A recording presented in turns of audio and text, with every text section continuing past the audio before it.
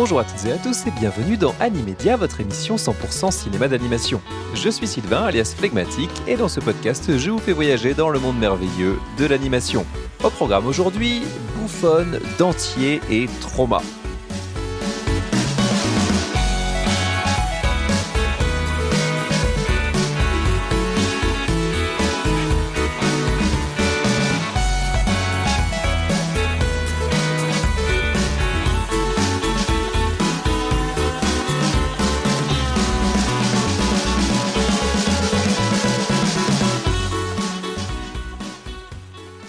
Bonjour la famille, est-ce que vous êtes prêts pour une nouvelle aventure ? Bienvenue dans ce nouveau numéro d'En-Série, le hors-série d'Animedia consacré aux séries d'animation. Et je me calme tout de suite, bien sûr, je ne vais pas faire tout l'épisode sur cette voix, parce que honnêtement ce serait sympa ni pour moi ni pour vous. Non, dans cet épisode, on va parler d'une série, mais pas de n'importe quelle série, on va parler d'une web-série même, une web-série événement. Vous voyez, j'en rajoute des couches et des couches. Et pourtant, peut-être que cette série, vous ne la connaissez pas. C'est même probable si vous avez plus de 30 ans. On va parler de The Amazing Digital Circus. Et on en parle maintenant, puisqu'après 7 épisodes qui ont été diffusés sur YouTube depuis 2023, la série s'est achevée au cinéma le week-end dernier, les 6 et 7 juin, avant la sortie du 8e et dernier épisode, le 19 juin, à la fois sur YouTube et sur Netflix. Et si vous êtes déjà perdu, rassurez-vous, je vais tout reprendre depuis le début dans quelques minutes. Je vais vous faire quand même un rappel de la structure du podcast parce que peut-être que c'est votre premier épisode d'Animedia, qui sait, même si, je vous préviens tout de suite, ça va pas être un épisode tout à fait comme les autres. Je vais commencer par une critique de la série, mais plus qu'une critique, ça va plutôt être une analyse, une tentative d'analyse pour essayer de comprendre un petit peu plus le phénomène, d'où il vient, quelles sont ses influences majeures, parce que mon avis sur le sujet, il est moins pertinent que ce que je pense que ça raconte d'une certaine époque. Après ça, on conservera quand même la question rituelle de tout épisode d'Animedia, à savoir c'est pour qui The Amazing Digital Circus, et on se terminera avec le calendrier des sorties qui est déjà pas mal chargé en ce début du mois de juin. Bref, on a encore un bien bel épisode qui nous attend. Alors, avant d'attaquer, je vous le dis dès maintenant, si vous aimez Animedia ou si vous voulez faire connaître Animedia ou si vous voulez tout simplement me faire plaisir, vous avez le droit, vraiment, allez-y, aucun problème. Eh bien, likez, commentez et partagez ce podcast. Parlez-en également autour de vous si vous avez des amis fans de la série. Eh bien voilà, ça leur fera du contenu en plus qui, j'espère, les ravira autour de The Amazing Digital Circus. Pour ça, évidemment, c'est essentiel. Je compte sur vous pour faire connaître le podcast et l'aider à briller dans ce monde féroce et impitoyable des podcasts cinéma. Allez, voilà, l'introduction est faite. Enfilez maintenant votre casque de réalité virtuelle. On fonce dans le monde merveilleux du Amazing Digital Circus. Welcome to the Amazing Digital Circus! My name is Kane. I'm your ringmaster, and I'm here to show you the most jaw-dropping, heart-stopping, mind-bending paraphernalia you've ever laid your eyes upon! Who are you people? Where am I? Everything's gonna be okay, new stuff. We've all been through this. If there was a way to leave, I'm pretty sure we'd have all left by now. Welcome to your new home. And your new body. A new home? What do you mean? You, my friend, stumbled into an incredible world of wonders, where anything can happen! I'm fine with doing whatever, as long as I get to see funny things happen to people. After a while, you start to realize that you really can't leave, and constantly chasing an unattainable goal will start driving you a bit crazy. Oh God! Why can't I remember my name? Thank goodness this is all a dream, right, Pomni? Kane! We have a bit of an issue here! You completely lose sight of who you are and why you're even alive, and when you reach your breaking point, something really terrible can happen. What did any of that mean?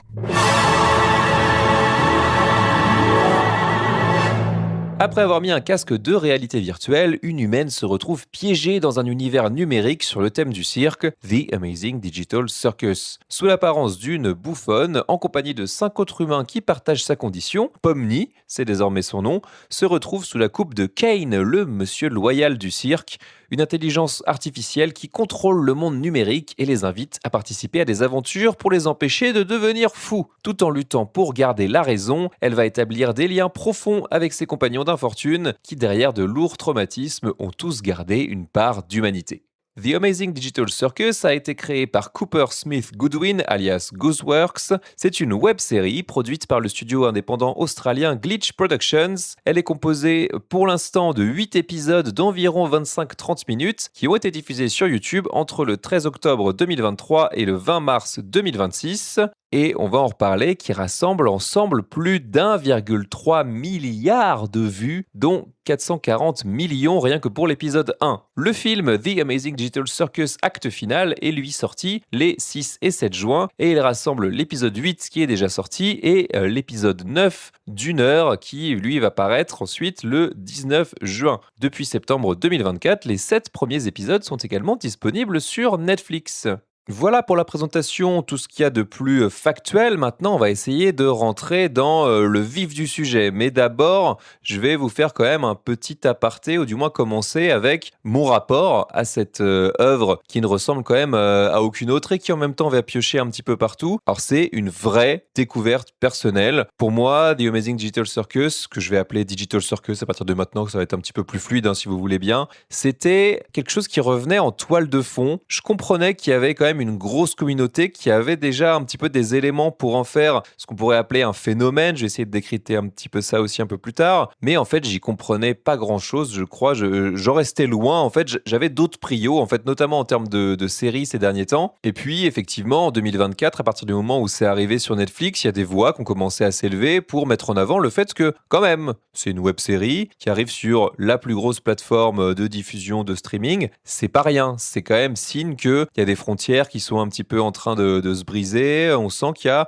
un petit vent du changement, mais là encore, je me disais, on verra plus tard. Tu fais comme ce que tu fais d'habitude, tu le mets dans ta watchlist et puis tu ne le regardes plus jamais par la suite. Et puis, et je crois que c'est ça vraiment qui m'a donné le coup de fouet qu'il me fallait, c'était une très bonne chose, il y a eu l'annonce de cet acte final qui allait sortir au cinéma, donc c'est le week-end dernier, à l'heure où j'enregistre ce podcast, et c'est ce qui m'a incité à aller regarder les 7 premiers épisodes qui sont donc disponibles sur Netflix, mais aussi sur YouTube, en me disant, comme ça, ensuite, j'enchaînerai avec l'épisode 8 et l'épisode 9 qui sont diffusés au cinéma pour former un genre de film d'1h30, mais voilà, c'est vraiment une compilation de ces 2 épisodes-là, et ça a été l'occasion de me lancer dans la série. Alors, je comprenais bien que c'était quelque chose qui cassait pas mal de codes. En tout cas, j'avais en tête l'idée que c'était une œuvre un petit peu transgressive, avec un côté indépendant qui offrait justement pas mal de liberté, mais je savais pas d'où venait cette originalité. Un petit peu naïvement, je pense. Moi, je pensais que ce qui faisait sa nouveauté, ce qui donnait l'attrait à cette œuvre-là, qui plus est, en étant indépendante, je voyais ou j'imaginais quelque chose d'assez fou au niveau de la mise en scène, quelque chose qui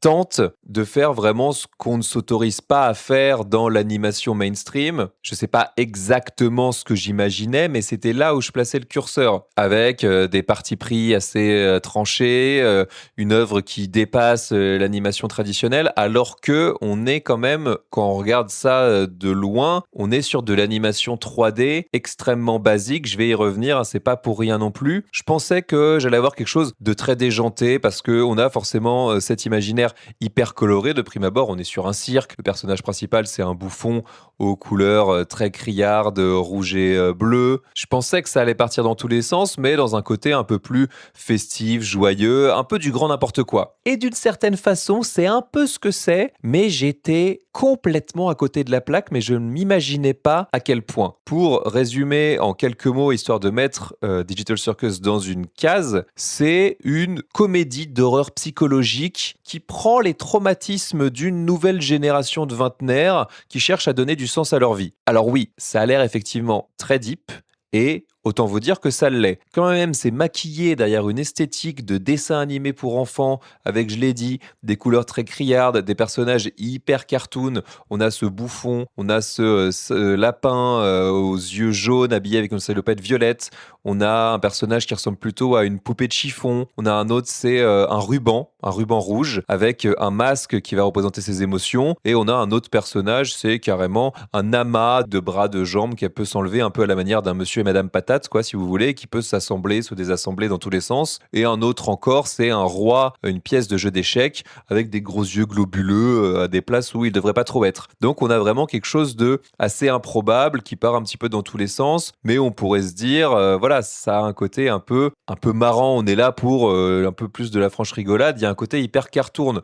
D'autant que le fameux Monsieur Loyal, le personnage qui régit ce cirque numérique, l'intelligence artificielle suprême qui a un contrôle total encore une fois sur l'univers, c'est un personnage de Monsieur Loyal, donc avec sa tenue, son grand ensemble rouge, quasiment avec une cape, et en fait sa tête, c'est deux yeux globuleux, là encore, dans un dentier, et qui a une façon hyper volubile de s'exprimer. Son compagnon, c'est une bulle qui parle avec des dents hyper pointues qui font presque un peu méchant. Lui, pour le coup, vraiment à côté de la plaque à chacune de ses interventions. C'est quand même assez drôle. C'est pas loin d'être mon personnage préféré, Bubble. Mais on a un ensemble de ces trucs-là qui sont complètement bigarrés, qui sortent du cadre traditionnel et qui cassent complètement les codes parce que ces personnages ont tous des traumatismes hyper assumés dont ils ont aucun mal à parler et dont ils vont parler d'ailleurs à longueur d'épisode. Chaque épisode va se focaliser plus ou moins, on va dire, sur un des compagnons de Pomni et on va en savoir un petit peu plus sur lui ou elle à ce moment-là. Mais pour vous dire à quel point la notion de traumatisme est au cœur de la série, c'est des personnages, ça on le découvre après, qui ont eu des traumatismes avant d'arriver dans cet univers virtuel. Ce sont des humains à la base, on le redit, ils ont tous mis un casque de réalité virtuelle, ils se retrouvés projetés là-dedans contre leur volonté. Le fait même de se retrouver là-dedans et de se sentir prisonnier, de se savoir prisonnier de cet endroit-là, ça rajoute un trauma supplémentaire. Un Pomni, évidemment, la première chose qu'elle veut faire quand elle arrive là, c'est de se barrer. Elle matérialise des portes, elle découvre qu'il y a des portes qui mènent sur des portes, qui mènent sur des portes, sur des portes, etc., etc. Et la sortie n'arrive en fait jamais. Et ça recrée vraiment une sensation de malaise complet. Elle rentre dans un état dépressif, ça se voit, les personnages sont hyper expressifs, notamment au niveau des yeux, mais d'une manière générale, toute leur attitude. Et donc, qu'est-ce que l'intelligence artificielle Kane, qui régit cet univers, fait pour faire en sorte qu'ils soient heureux, qu'ils oublient ces traumas? C'est de les envoyer dans des aventures qui sont elles-mêmes des genres de niveaux d'un jeu vidéo qui serait glauque, macabre, morbide, vous prenez l'adjectif que vous voulez, mais qui rajoutent encore une couche de trauma parce qu'ils vivent des choses qui sont proprement de l'horreur ou alors ils sont confrontés à des crises existentielles qui, là encore, en rajoutent une couche, quand bien même lui, il fait ça pour les divertir et la notion de divertissement et au fait d'occuper leur esprit à autre chose est hyper importante parce que si vous vous laissez aller à trop de dépression presque, en tout cas si vous vous oubliez, si vous vous retrouvez un peu trop tout seul à broyer du noir en continu, eh bien vous prenez le risque de vous retrouver corrompu, c'est-à-dire que vos fichiers vont être corrompus et vous allez vous transformer en une espèce de masse informe avec des yeux dans tous les sens, de toutes les couleurs et qui au risque de mettre en péril l'univers et les autres personnages. Donc il faut vous occuper, quitte à ce que cela vous rajoute des problèmes et des traumas par-dessus ceux existants. Et quand j'ai compris ça, au bout d'un épisode et demi, j'ai compris que j'étais pas dans un univers hyper friendly, mais qui était en même temps hyper riche et qui allait dans la direction parfaitement opposée à ce à quoi je m'attendais. Donc ça en fait, rien que ça, une bonne surprise. Alors en revanche, j'ai vu des gens qui ont parlé de binger ce truc-là. Alors combien même il y a que 7-8 épisodes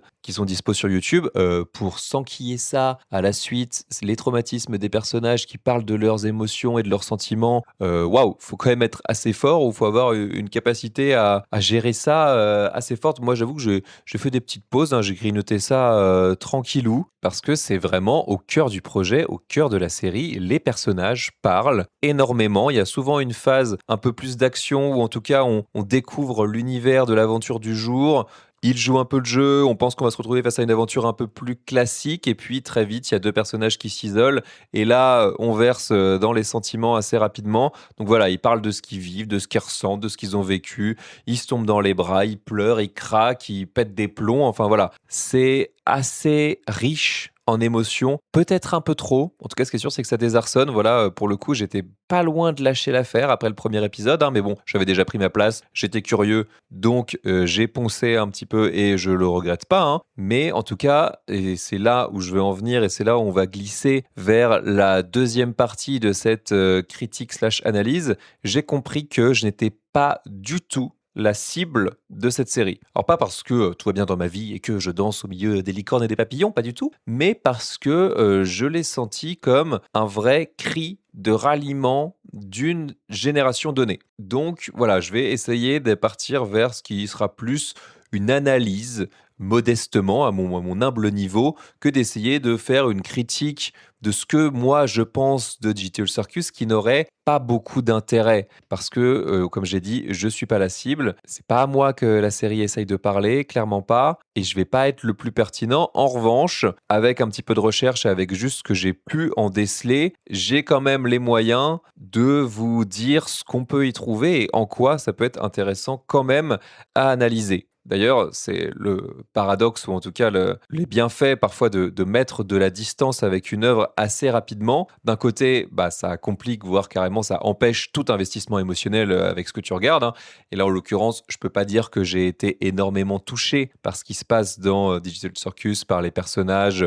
C'est pas ça que je garderais de l'œuvre, en tout cas, voilà, de mon propre point de vue, encore une fois. Mais prendre du recul, prendre de la hauteur, ça permet de te poser pas mal de questions et de voir d'où tout ça vient, à qui ça s'adresse, quelles sont les thématiques, bref, de dézoomer, de sortir justement de ce côté hyper émotionnel qui est véhiculé par la série pour avoir quelque chose d'un petit peu plus objectif, je mets des grands guillemets. Donc je parlais de cri de ralliement d'une génération, c'est assez clair, où on le comprend assez vite que les humains qui se sont retrouvés dans le cirque sont tous des jeunes hommes, femmes qui ont autour de la vingtaine, pour certains un petit peu plus, mais d'une manière générale, ils sont à un carrefour de leur vie où il y a cette passation entre l'adolescence et le monde adulte qui implique souvent de trouver un petit peu une voie à sa vie, trouver en gros une raison d'être, d'exister, que ce soit dans l'art, la culture, dans le monde professionnel.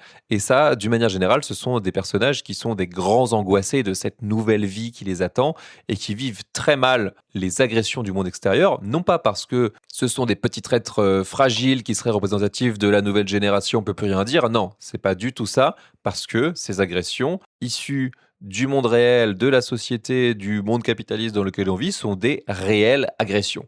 Et en tout cas, ce que moi, j'en ai déduit, c'est que Kane, il représente justement cette pression sociétale. À la fois ce grand capital qui oblige à tout le temps te maintenir dans une forme de stimulation qui t'oblige à faire, à vivre des choses, à consommer, à passer à autre chose et en gros à ne pas penser à toi ou à ce que tu penses. Mais c'est aussi ce patron qui les martyrise littéralement sans se rendre compte et qui d'ailleurs ne comprend pas pourquoi on ne l'aime pas en retour. Il fait tout ce qu'il faut, c'est littéralement lui qui leur donne une raison de vivre parce que sinon ils seraient juste perdus à déambuler dans ce cirque, à se poser beaucoup trop de questions sur eux-mêmes et ils finiraient par se corrompre et à disparaître finalement. Donc lui, il remplit ce rôle sans se rendre compte à quel point il est toxique pour leur bien-être. Mon épisode préféré d'ailleurs de la série, c'est presque le plus littéral, mais c'est quand ils se retrouvent à bosser dans un fast-food où on a le personnage de Gangle, donc le ruban avec les différents masques de comédie, qui est très souvent affublé d'un masque en train de pleurer, qui est peut-être la personnalité la plus timide et la plus dépressive presque du groupe, même s'ils ont tous des penchants dépressifs à un moment ou un autre. Mais voilà, c'est celui qui est, ou celle qui est la plus renfermée sur elle-même. Et là, en fait, elle revit ce qu'on comprend qu'elle a vécu dans le monde réel, à savoir le fait de travailler dans un fast-food, et elle devient un middle manager hyper toxique, en gros le chargé, la chargée du restaurant, hein, qui met une pression de dingue sur tous ses employés. Tout ça pour qu'on se rende compte que finalement, c'est elle qui souffre le plus de cette condition-là, hein, qui donne l'impression de se tuer à la tâche, ou en tout cas de vouloir tout faire pour que l'endroit roule du mieux possible, mais qui est finalement celui qui se cache derrière ça pour essayer de trouver un semblant de raison à sa vie. Et ça, je pense qu'aux États-Unis, mais aussi en France, hein, c'est quand même le cas pour beaucoup de jeunes adultes qui finalement, parce qu'il faut travailler, parce qu'il faut avoir une première expérience, parce qu'on ne trouve pas le métier qu'on voudrait en sortie d'école, se retrouvent à bosser chez McDo ou insérer n'importe quelle chaîne de fast-food qui soit, et se retrouvent sans vraiment le vouloir, sans trop comprendre ni pourquoi ni comment, à jouer complètement le jeu de cette pression hiérarchique et à devenir eux-mêmes les bourreaux, alors que ce sont les premiers concernés, les premiers à souffrir de la situation. Là, je trouve que ça marche plutôt pas mal dans celui-là. Alors, d'une manière générale, ça fonctionne, hein. On a des scènes quand même assez tendres qui se veulent hyper bienveillantes d'ailleurs. Donc, attention, ça fait quand même d'une manière générale à bien fou, hein. C'est de l'horreur psychologique, mais l'idée, c'est toujours de ressortir avec, sinon des petites leçons de vie, en tout cas de faire en sorte que les personnages se comprennent, se rapprochent, et tout ça est hyper bienveillant et hyper positif. Moi, je suis pas loin de trouver ça un petit peu lourdingue et un petit peu gros sabot, surtout. Je pense que c'est plutôt ça qui m'a fait assez rapidement décrocher. Est-ce que c'est là encore quelque chose de générationnel? Est-ce que c'est parce que ma génération est pas du tout habituée à parler de ses sentiments?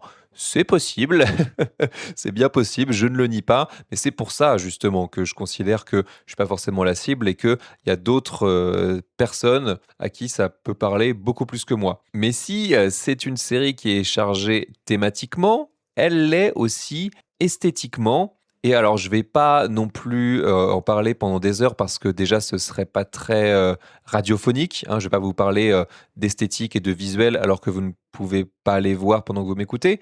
D'autant que certains ont fait ça très bien avant moi, hein. Je vous renvoie à une vidéo de l'Ermite Moderne qui est très renseignée, très fouillée, très détaillée. Je vous la mettrai en description parce que je pense que c'est un bon complément globalement à ce podcast, hein. J'ai appris moi-même pas mal de choses grâce à lui, même s'il y avait déjà des influences et des choses que j'avais notées de mon côté. Pour moi, ça emprunte à deux courants en même temps, qui sont tous deux ancrés dans une certaine époque et qui n'est pas du tout la même, qui sont même très distinctes. La première, la plus évidente, celle qui saute aux yeux parce que c'est même carrément dès les premières secondes du premier épisode de la série, c'est cette esthétique du début des années 90 qui renvoie aux premières années de la 3D. Il y a à la fois quelque chose qui est très évident, qui est la première 3D des jeux vidéo, à la fois la PlayStation, mais surtout, c'est l'influence première, la Nintendo 64, j'y reviendrai.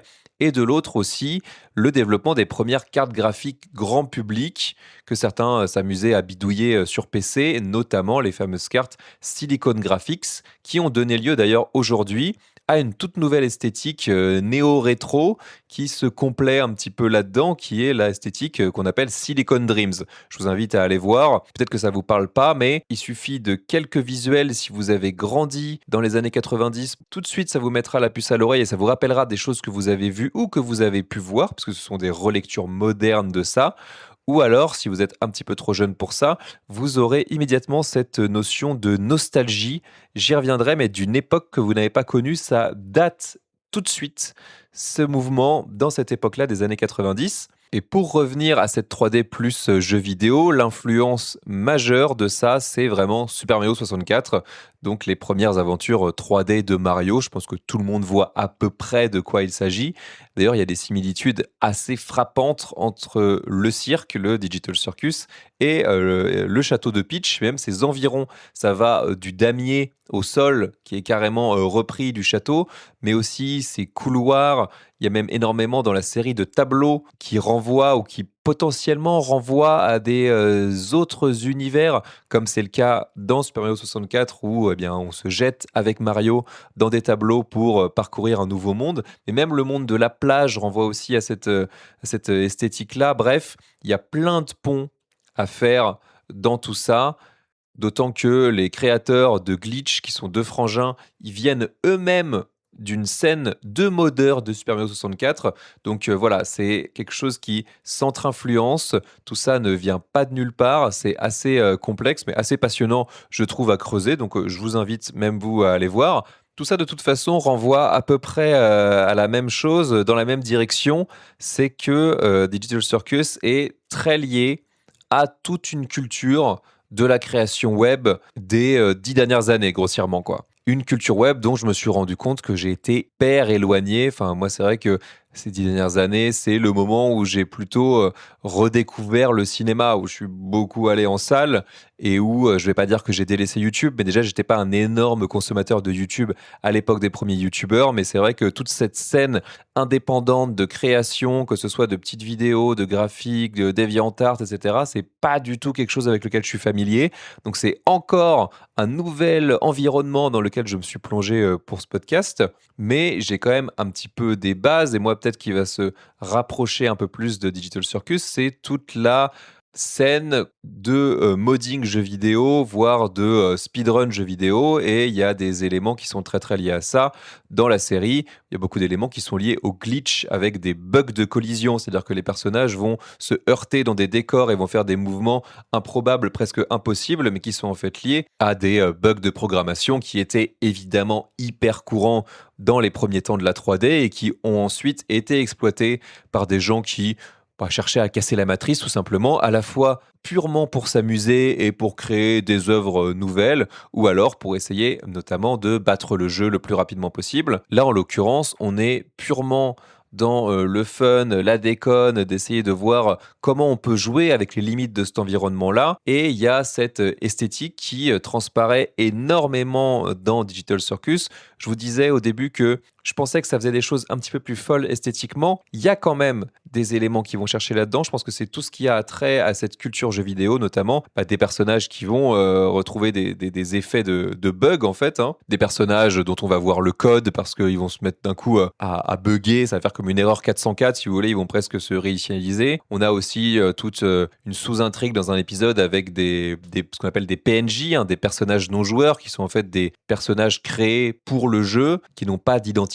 propre et qui en plus, là encore, vont créer un trauma assez profond à Pomni, dans le sens où ils sont réinitialisés à chaque nouvelle aventure, ce qui fait qu'ils vont oublier tous les souvenirs qu'ils ont eus dans l'épisode en question. Et on a même des scènes qui vont carrément chercher un petit peu plus presque dans le surréalisme, où on a des personnages, notamment Kane, mais pas que, qui vont s'aventurer à l'intérieur du code avec parfois des manières très très figuratives, voire carrément abstraites de représenter tout ça. Donc ouais, ça va chercher un petit peu dans tous les coins. Et tout ça, toute cette esthétique, tout cet univers, toute cette époque, ça renvoie à ce que Gooseworks, la créatrice, a connu elle-même quand elle était enfant. Je vais pas vous refaire tout son CV, mais elle a aussi un passé de compositrice où souvent elle faisait des reprises, notamment au début de musique entendue dans les jeux Rare, donc Banjo et Kazooie notamment, qui est un jeu qui était sorti sur Nintendo 64. Donc c'est clairement une manière de se réapproprier cette époque-là. Et pour son public, comme j'ai déjà dit, quand même il serait un petit peu plus jeune, on leur donne à voir quelque chose qui est familier, mais en même temps lointain. C'est-à-dire que c'est une époque qu'ils étaient trop jeunes pour avoir connu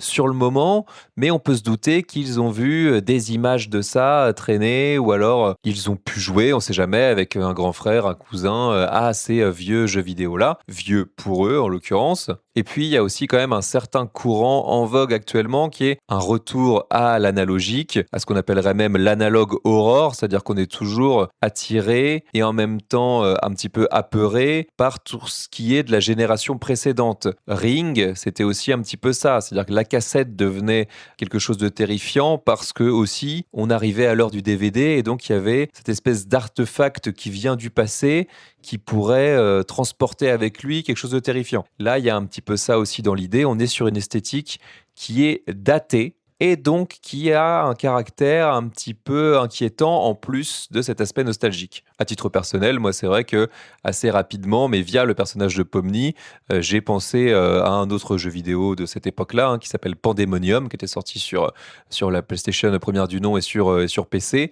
Ce n'est pas une référence connue, je crois, de Gooseworks, mais c'est cohérent à la fois au niveau de l'esthétique, de l'époque, de cette 3D entre guillemets moche. D'ailleurs, il y a aussi un courant de renouveau autour de la 3D moche. Un courant dans lequel s'est d'ailleurs engouffré un certain réalisateur français avec son premier film d'animation qui sort ce 10 juin et qui parle aussi du fait que des humains se retrouvent dans une simulation.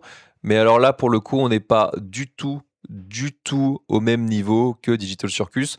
On en reparle pendant le calendrier des sorties, mais c'est pour faire un petit avant-goût. Voilà, je vous tease. Je vais même aller un petit peu plus loin, et là, c'est vrai que on sort clairement du sujet, mais vous inquiétez pas, je vais faire en sorte d'y revenir. Cet aspect, encore une fois, bug de collision, tout cet aspect culture web qui transpire complètement dans Digital Circus, ça renvoie à un autre phénomène Internet beaucoup plus récent, celui-là. Là, on sort vraiment des années 90 et on arrive, voilà, il y a moins de 10 ans. Je pense que les premières traces de ça remontent autour de 2016-2017, qui est un double phénomène en fait qui va ensemble. C'est le phénomène des liminal spaces et des backrooms. Alors je vais diviser ça en deux parties. pour vous parler d'abord des espaces liminaux. Qu'est-ce que c'est un espace liminal? C'est un terme que vous connaissez, mais qui s'impose un petit peu plus aujourd'hui, mais qui reste encore assez peu connu du grand public. C'est ce qu'on pourrait appeler une zone transitoire qui est à la fois familière, parce que c'est un environnement familier, un environnement qui peut être même de notre quotidien, un environnement réel de notre monde à nous, hein, bien sûr, mais qui a un petit je ne sais quoi, un gros je ne sais quoi même dérangeant, surtout quand on va se retrouver seul, perdu là-dedans. Qu'est-ce que ça peut être? Pour vous donner un exemple, ça peut être un hall d'immeuble, le bureau, votre bureau peut-être si vous êtes le dernier à partir le soir, une école pendant les vacances qui se retrouverait vide. Pareil, une zone de transit ou une zone d'embarquement d'aéroport parce que vous avez raté votre vol ou votre vol a été annulé et vous vous retrouvez à dormir là-bas la nuit. Des jeux d'enfants ou tard le soir ou dans une zone un petit peu étrange, des parkings souterrains, même des grands parkings vides. Il y a toujours cette notion de vide où on se retrouve perdu dans un univers qui pourtant devrait nous être familier, mais qui devient d'un coup dérangeant. Et les backrooms, c'est un petit peu l'exploitation de ça, si vous voulez, où il y a encore cette idée de bug de collision, c'est-à-dire que ce serait nous, un humain, qui clip, en gros, qui bug, qui disparaît de notre réalité pour se retrouver dans ces espaces sans vie. L'image la plus connue, c'est cette pièce, cet ensemble de bureaux avec un côté, un papier peint un peu jaunâtre, dégueulasse, qui a vraiment cette notion en elle de familiarité dérangeante. Et donc le risque, c'est de se retrouver aéré dans ces pièces, de passer comme ça de zone en zone, des espaces sans vie, dont on ne sait pas très bien comment sortir, hein. Vous retrouvez quand même le parallèle avec Digital Circus, à moins de tomber sur une entité qui serait venue d'une autre dimension. Je ne vais pas aller plus loin parce que ça pourrait faire l'objet de podcasts à part entière, c'est ni mon rôle ni ma spécialité, hein. Je vous renvoie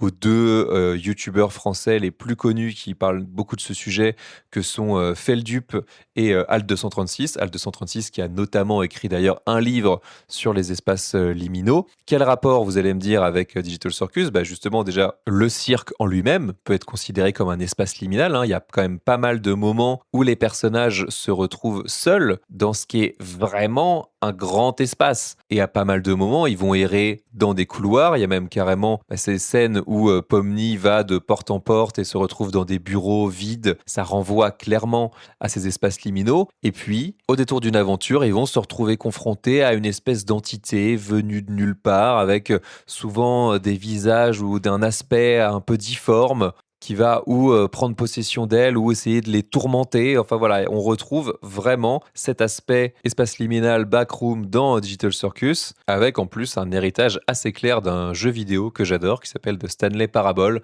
qui est un jeu vidéo narratif où on joue un employé de bureau qui fait une tâche répétitive et aliénante et qui d'un coup se rend compte qu'il est tout seul dans son bureau et qui va découvrir ou essayer de découvrir ce qu'est le libre arbitre, donc un peu ce qu'essayent de retrouver les personnages, hein. Ils essayent de retrouver une manière de reprendre le contrôle de leur vie, de leurs actions, alors qu'ils sont soumis à une entité toute-puissante qui contrôle leur univers. Donc voilà, finalement, ça, c'est une imagerie et un phénomène web dans le phénomène qui contribue, je pense, à renforcer l'aura et l'attrait de Digital Circus auprès de cette jeune population. Mon Dieu, j'ai l'impression de parler comme un vieux, c'est horrible, mais en tout cas, des gens qui sont nettement plus versés là-dedans et qui ont pu découvrir ça à l'époque, au moment où ça a commencé à émerger, et peut-être même que ça fait partie de leurs premiers souvenirs, de leurs premiers frissons sur Internet.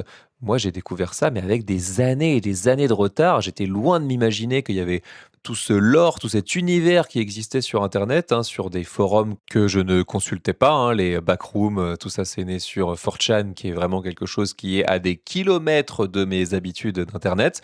Mais bon voilà, c'est le principe et c'est ce que j'aime aussi avec ces épisodes, c'est que ça me permet justement de sortir de ma zone de confort, en tout cas de découvrir des choses parfaitement inattendues. Donc peut-être pour essayer de boucler quand même sur The Amazing Digital Circus, c'est un phénomène qui a réussi, je trouve, à capter assez habilement et assez parfaitement son époque et ses angoisses, qui parlent de santé mentale, des problématiques que peuvent rencontrer une certaine génération, et ça c'est quand même assez exceptionnel, sans aucun calcul mercantile. C'est-à-dire on ne fait pas ça pour s'adresser directement à cette jeunesse, à un public qu'on essaierait de conquérir, pas du tout. D'autant que c'est une œuvre parfaitement indépendante, on le répète, qui est distribuée gratuitement sur YouTube et qui se finance en grande partie via des goodies. C'est vrai qu'il y a un business parallèle autour de ces web-séries que je découvre complètement, notamment à base de peluches, de figurines, de un merch qui se crée assez rapidement autour de ça. Donc c'est fait sans aucun cynisme ni arrière-pensée, et ça c'est quand même assez beau pour être souligné, hein. Mine de rien, c'est plus si commun malheureusement dans notre monde. Et en plus de ça je l'ai pas mentionné encore, mais ça s'est diffusé aussi largement à travers le monde, parce que assez rapidement, il y a des pistes de doublage qui sont arrivées. En fait, c'est une série qui est proposée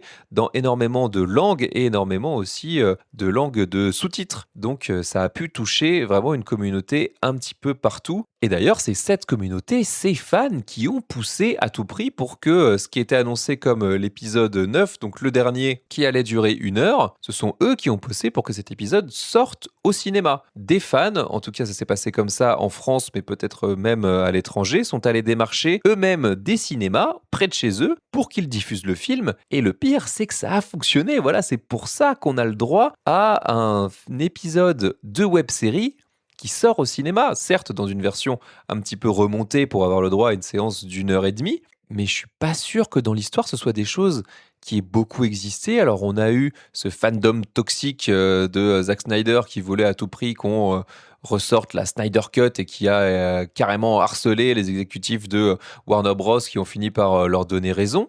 Là, c'est pas du tout ça. C'est une communauté bienveillante qui voulait pouvoir célébrer cet épisode tous ensemble. Et autant vous dire que ça a été un carton. Alors certes, le film n'est sorti que 2 jours, mais aux États-Unis, il a quand même réussi à collecter 20 millions de dollars juste en l'espace d'un week-end. Et en France, c'était un petit peu la même chose, ou en tout cas à Paris. Le film a eu le droit à une séance au Grand Rex à minuit, dans la nuit de vendredi à samedi. Je pense que l'ambiance devait être assez dingue. Et puis je vais vous raconter juste 2 minutes l'expérience perso que j'ai eue au Hall, parce que je voulais aller voir cette séance au Grand Rex pour justement m'immerger dans cette ambiance. Et puis bon, c'était pas si mal finalement, j'avais oublié que j'avais peut-être un concert de Gorillaz à Wheel of Green le vendredi soir, donc à la place je me suis rabattu sur la séance du dimanche après-midi au Hall, qui est toujours un cinéma extrêmement fréquenté à Paris. J'avais pris ma place en avance, j'avais réservé bien évidemment, sauf que j'avais oublié que dans le cadre de UGC, une fois que vous arrivez à votre séance après le début de celle-ci, votre place n'est plus valide, votre réservation n'est plus valide et vous devez reprendre une place. Je me suis pointé à 14h03 pour une séance à 14h. On m'a dit « Ah non, votre réservation n'est plus valide, il faut aller reprendre une place ». Je vais à la borne qui était juste derrière moi. Il n'y avait déjà plus de place. Elle avait été carrément récupérée par des fans qui n'attendaient que ça quelque part, hein. J'ai fait un petit peu de forcing, même si j'aime pas beaucoup faire ça, mais en l'occurrence, je m'étais vraiment déplacé exprès et je voulais vous faire cet épisode. Quand même, j'aurais pas eu besoin de voir l'épisode 9 pour ça, mais je voulais vraiment le voir et une place s'est quand même libérée et j'ai réussi à avoir mon ticket, tout est bien, qui a bien fini. Mais pour vous dire, l'engouement assez généralisé, en tout cas de cette communauté-là, qui s'est déplacée, qui s'est manifestée. J'ai vu des articles qui parlaient du fait que beaucoup des gens qui avaient réservé le faisaient sans forcément avoir de tarifs préférentiels ou de cartes dans les cinémas. Donc ça draine en plus un nouveau public. Est-ce qu'il va retourner au cinéma pour aller voir autre chose? C'est toujours l'éternelle question, je ne suis pas persuadé de ça, mais toujours est-il que là, en l'occurrence, il avait envie de vivre cette œuvre collectivement, de le voir dans une salle avec d'autres gens qui partagent cette même passion. C'est quand même beau, je trouve, c'est quand même hyper rafraîchissant, c'est chouette de voir ça, que le cinéma peut encore être un lieu de rencontre collective. Voilà, vraiment, ça m'a fait du baume au cœur quand même. Je ne partageais pas forcément l'enthousiasme. Bah ouais, quand le logo arrive, quand le premier personnage arrive, les gens qui applaudissent, qui célèbrent tout ça. Certes, la salle a été assez calme pendant le reste de la séance parce que, encore une fois, c'est des sujets qui sont assez deep, hein, qui prêtent pas trop ni à rire, ni aux grands éclats de voix, ni aux applaudissements. Mais je peux vous dire qu'à la fin, les gens avaient l'air globalement ravis. Alors apparemment, il y a eu des leaks de cet épisode 9 Certains se seraient fait spoil en avance, malheureusement pour eux. En tout cas, autour de moi, je trouvais les réactions plutôt bonnes malgré ça. Mais je suis ensuite allé voir sur Letterboxd spécifiquement pour cet épisode acte final. Et bah, en fait, il y avait pas mal de notes et de reviews de fans assez mécontents.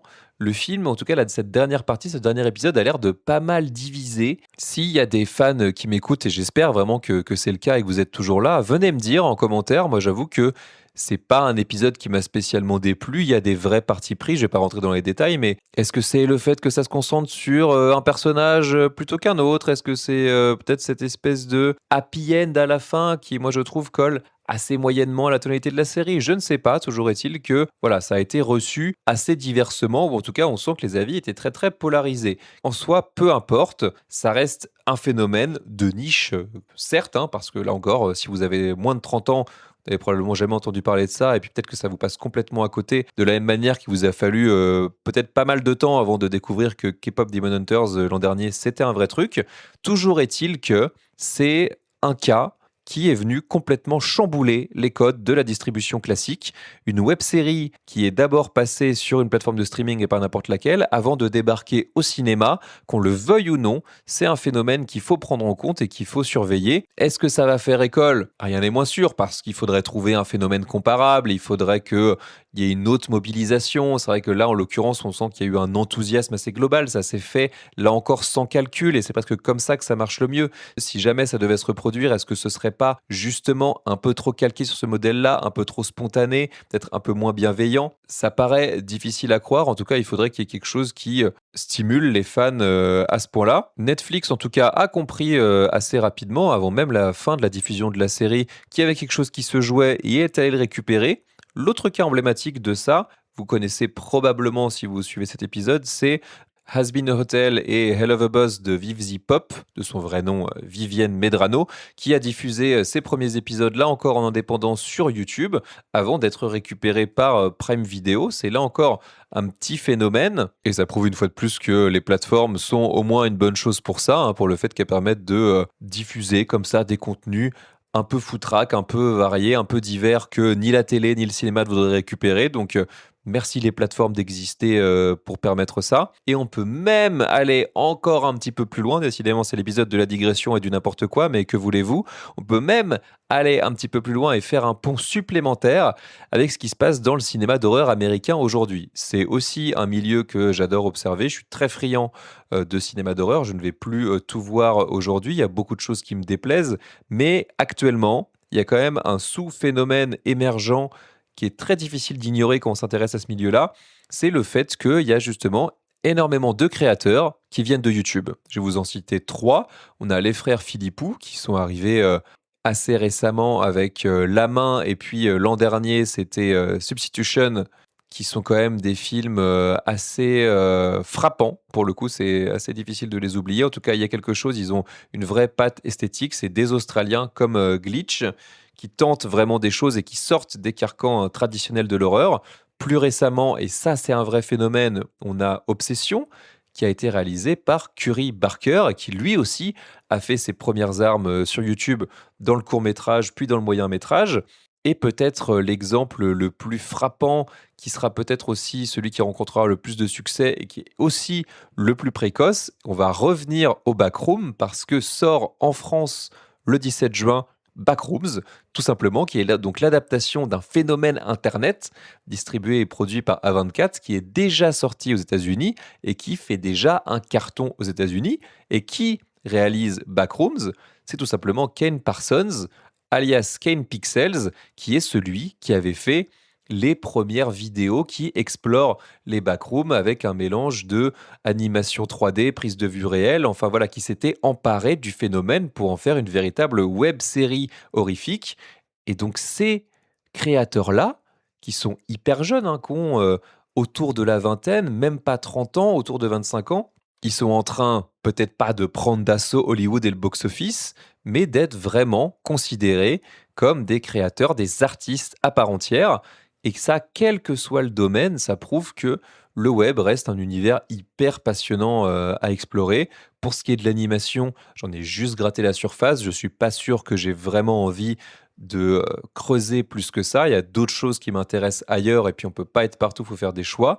Mais ce qui est sûr, c'est que la prochaine fois que j'ai l'impression qu'il y a un phénomène au moins similaire à Digital Circus qui émerge, cette fois-ci, je mettrai un peu moins de temps à m'y intéresser. En tout cas, j'adore, ça me passionne et j'espère que vous aussi.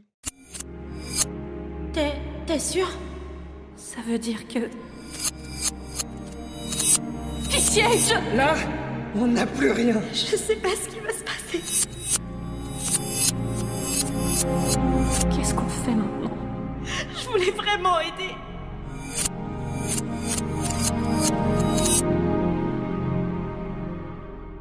Jax?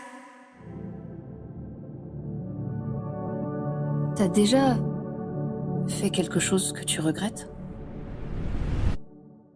Vieux, c'était long. Cette première partie, c'était bien plus long que ce que je pensais. J'espère ne pas avoir trop digressé. J'espère être resté quand même suffisamment dans le thème. En tout cas, vous avoir donné des clés de compréhension si jamais vous ne connaissiez pas. Et même si vous connaissez, d'avoir réussi à vous garder avec moi.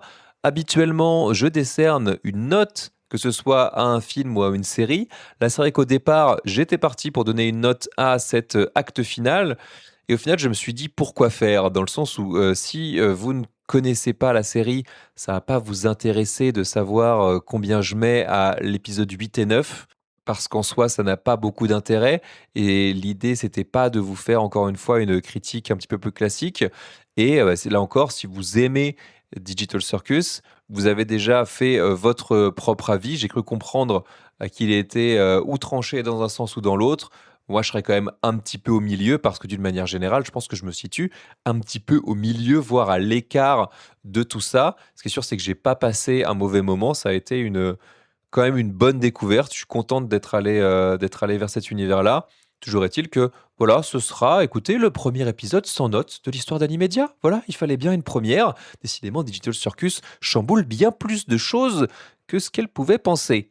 Mais quand même, on va se poser la question rituelle de tout épisode d'Animedia, à savoir, c'est pour qui The Amazing Digital Circus? Eh bien, je l'ai déjà dit, c'est pour la Gen Z, la jeune alpha, bref, appelez-les comme vous voulez. Moi, je suis un petit peu perdu dans toutes ces catégorisations. Toujours est-il qu'on parle de jeunes adultes, de gens autour de la vingtaine. C'est vrai que je pense pas que ça s'applique trop à un public plus jeune parce qu'on parle quand même de thématiques assez adultes, d'insertion dans cette vie à la fois professionnelle et puis voilà, la transition vers l'enfance a déjà été faite. Et à l'inverse, peut-être que si vous êtes un peu plus vieux, ça sera des problématiques qui vous auront concerné à une certaine époque, mais dont vous pouvez peut-être vous sentir éloigné aujourd'hui. Donc, je suis pas sûr que ça vous parle spécialement. D'une manière générale, voilà, c'est tous ces jeunes adultes qui ont peur de se lancer dans cette vie d'adulte. Et je crois que ça fait pas mal de monde quand même. Pour le reste, voilà, si vous êtes ou trop jeune ou trop vieux, je pense que c'est mieux de passer votre chemin, à moins que, bien comme moi, vous souhaitiez cocher une case, rattraper un retard. On ne sait jamais, on peut être surpris. Il y a même des éléments, je vais vous dire, je vais faire un dernier mot là-dessus, qui peuvent rapprocher ça, j'ai trouvé, d'un petit côté lynchien. Donc si jamais vous êtes un petit peu plus vieux, que vous êtes intrigué par tout ce qui pourrait se rapprocher de près ou de loin David Lynch, il y a peut-être quelque chose à aller creuser. En tout cas, voilà, j'en terminerai là-dessus avec The Amazing Digital Circus. Je rappelle qu'en plus, c'est complètement gratuit sur YouTube. L'épisode 9, si vous ne l'avez pas vu en salle, arrive lui, pour rappel, le 19 juin. Et d'ailleurs, en parlant de date, eh bien, c'est temps de passer au calendrier des sorties. Bruno. Oui. Quoi? Ça va te paraître complètement farfelu au premier abord, mais il faut que tu me fasses confiance. Ok. J'ai la certitude absolue que le monde dans lequel nous vivons n'est pas réel. Ok, t'as pris les champignons? Tout est bidon, il n'y a rien de réel. Ça, c'est réel ou pas? Non. Bah si, ça vaut 8000 balles, c'est forcément réel quand même.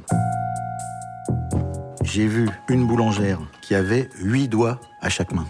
On est dans un monde fabriqué et il y a des bugs qui traînent, voilà. Franchement, je vais être honnête, hein.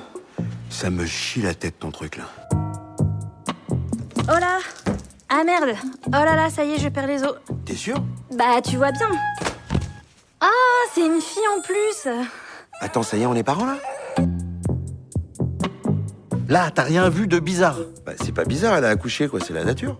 Tu captes pas le concept de simulation, je vois bien. Non, mais si, bien sûr que si, que je capte, ça va, oh, c'est bon, hein, tout est réel, je suis pas débile. Non, rien n'est réel. Allez, on va essayer de faire un petit peu plus rapide sur le calendrier des sorties, en commençant par 2 films qui sont sortis le 3 juin dans des styles complètement différents.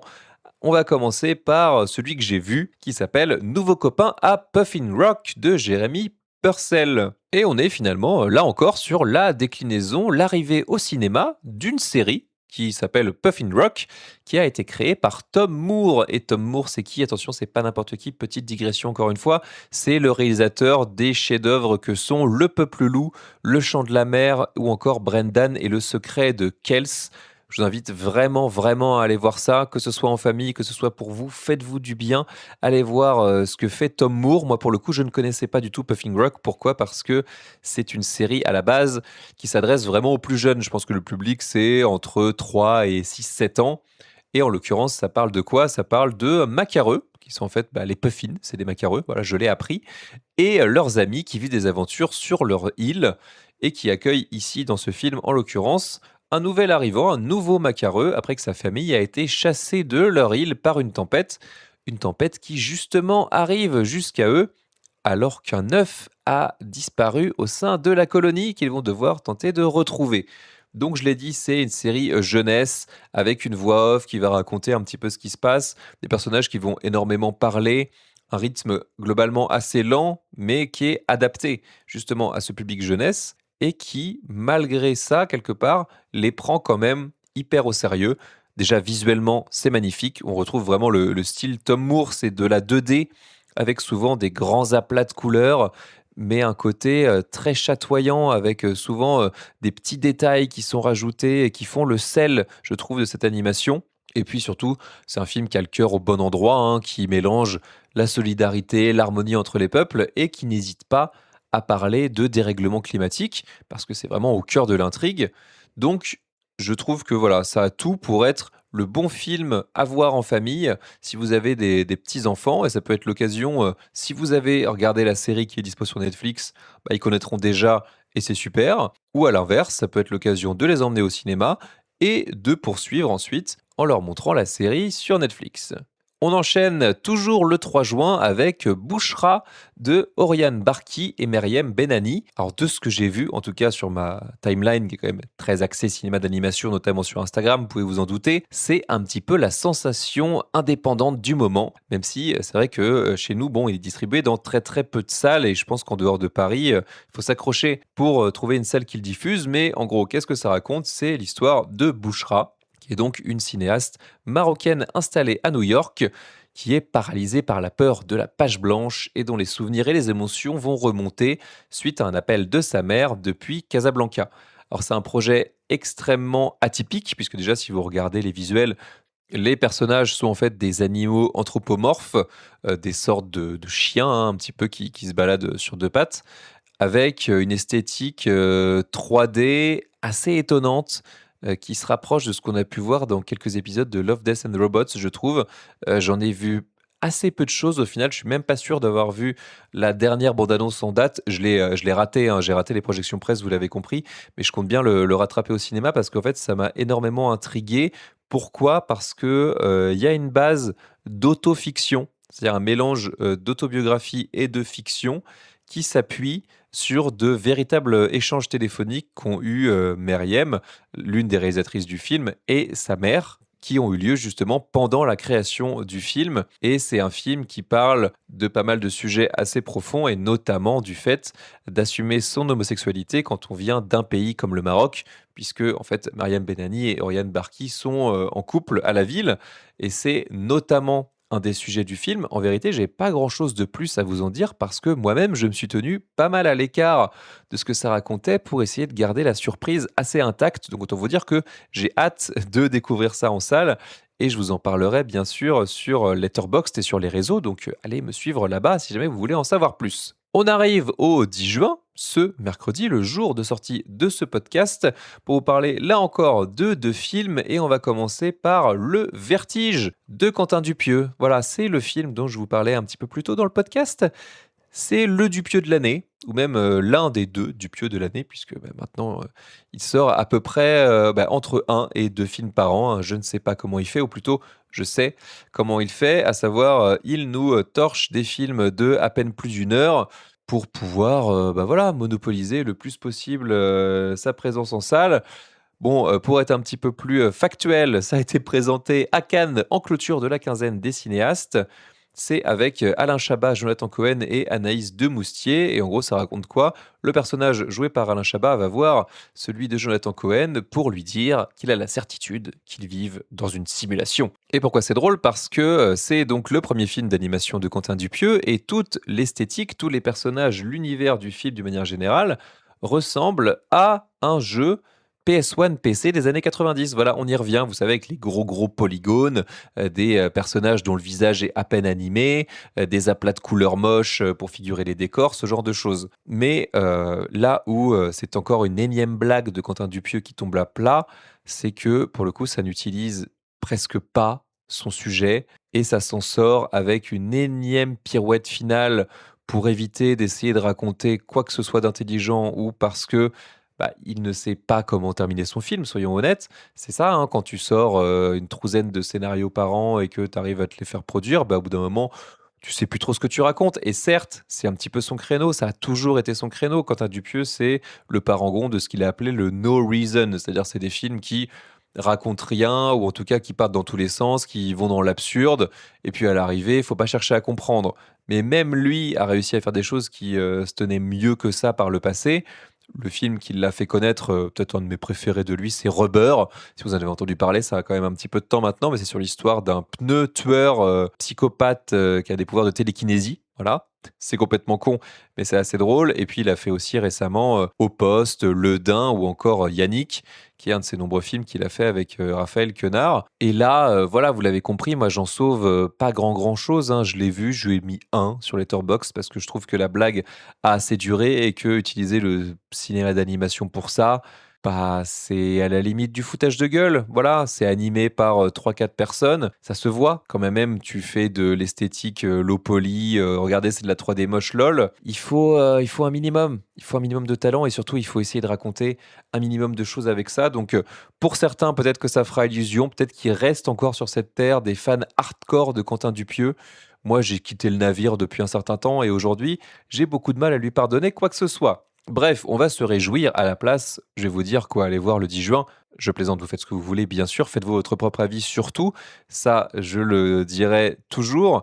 Mais le 10 juin aussi sort, en l'occurrence, un monument. C'est une ressortie. C'est Ghost in the Shell de Mamoru Oshii qui ressort dans une nouvelle version polish 4K. Bon, là, on parle d'un classique légendaire de l'animation japonaise qui était sorti au Japon en 95, qui est arrivé en 96 chez nous. C'est tout simplement un incontournable, à la fois pour les fans d'animation japonaise, pour les fans de SF ou pour tout ça à la fois. C'est presque même, je le considère comme un classique du cinéma moderne, ni plus ni moins. L'histoire, vite fait, c'est l'histoire du Major Kusanagi, qui est une femme cyborg qui traque un virus qui contrôle les esprits et altère les souvenirs de ses victimes. Une enquête qui va la conduire à la questionner sur son existence et sur sa part d'humanité. C'est un monument du steampunk, des questionnements autour de l'intelligence artificielle. En plus, avec Mamoru Oshii, ça va jamais exactement là où on l'attend, hein. N'attendez pas, si jamais vous ne connaissez pas ce film, c'est la meilleure manière d'aller le découvrir, mais n'attendez pas un récit de science-fiction en mode action qui défouraille à tout va. Il y a un petit peu de ça dans le film, mais c'est aussi un film métaphysique qui pose des questionnements sur le sens de la vie et sur qu'est-ce que ça veut dire vivre, qu'est-ce que ça veut dire être humain. Ça va piocher assez fort là-dedans. Je ne sais pas si je vais avoir le temps, mais j'aurais très envie de le revoir. C'est un film que je n'ai vu qu'une fois, mais dont le souvenir est très très vivace dans ma tête. Donc une très bonne chose que Ghost in the Shell ressorte en salle chez nous. Et enfin, je conclus avec une sortie anticipée, puisque là on parle d'un film qui sort le 12 juin, et c'est sur Netflix. Et comment vous dire que je suis aux anges, puisqu'il s'agit de Je suis Frankelda des frères Roy et Arturo Ambris. C'est mon plus gros coup de cœur d'Annecy 2025. Enfin, il a un distributeur chez nous et il arrive sur Netflix. C'est dommage de pas voir ça au cinéma, que vous puissiez pas le découvrir au cinéma comme ça a été mon cas à Annecy. Je suis pas énormément surpris puisque ça fait partie de ce genre de projet un petit peu compliqué, je pense, aujourd'hui à vendre à un distributeur en salle. Mais voilà, Netflix, encore une fois, a sauté sur l'occasion et grand bien leur face.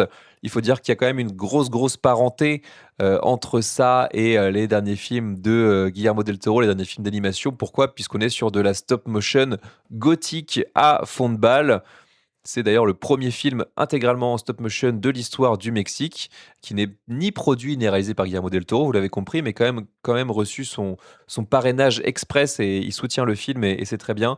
C'est un bijou d'inventivité, d'animation, de crafting. Enfin, il y a de l'art au bout des doigts de tous les gens qui ont contribué à faire ce film avec des marionnettes sublimes, finement animées, des décors exceptionnels. Bref, j'attends qu'une chose, c'est de le revoir pour vous en parler dans un épisode, d'autant que je ne sais toujours pas si c'est le cas, mais les frères Ambrise parlaient d'une version un petit peu remaniée du film par rapport à celui qui a été diffusé en festival. Donc à voir s'ils ont peut-être réussi à resserrer un peu l'histoire ou à améliorer certaines choses. En tout cas, je suis hyper impatient de le revoir. Je vous en ferai un épisode soit le 17, soit le 24 juin. Ça dépendra de quand j'arriverai à voir Toy Story 5, parce que oui, il y a aussi ça qui sort le 17 juin. C'est assez dingue, hein, ce mois de juin. Et encore, on pourrait poursuivre jusque même voilà, tout l'été, il y a de quoi faire. On va se contenter de ça pour l'instant. En tout cas, voilà, ne passez pas, s'il vous plaît, à côté de Je suis Franck Elda le 12 juin sur Netflix. De toute façon, je vais vous bassiner avec ça sur mes réseaux, ce qui me fait bien sûr une habile transition pour vous dire de suivre @Animedia Podcast sur Blue Sky, Instagram, TikTok. Ça me fait toujours énormément plaisir de papoter avec vous. Et puis voilà, je partage diverses choses en lien avec l'actualité aussi du cinéma d'animation. Quant à ce podcast, il est bien sûr disponible sur toutes les plateformes d'écoute, Spotify, Apple Podcasts, Podcast Addict, YouTube, où vous voulez, mais je le redis, laissez-moi des pouces, des étoiles, un commentaire, vraiment tout ce que vous pouvez qui contribuera à faire connaître un petit peu mieux ce podcast, je le prends et ce sera avec grand plaisir. Vous l'avez compris, on se retrouve donc la semaine prochaine. De quoi est-ce qu'on va parler ? Eh bien, je ne le sais pas encore tout à fait, mais quoi qu'il arrive, j'espère que vous serez là. D'ici là, portez-vous bien, des bisous et ciao !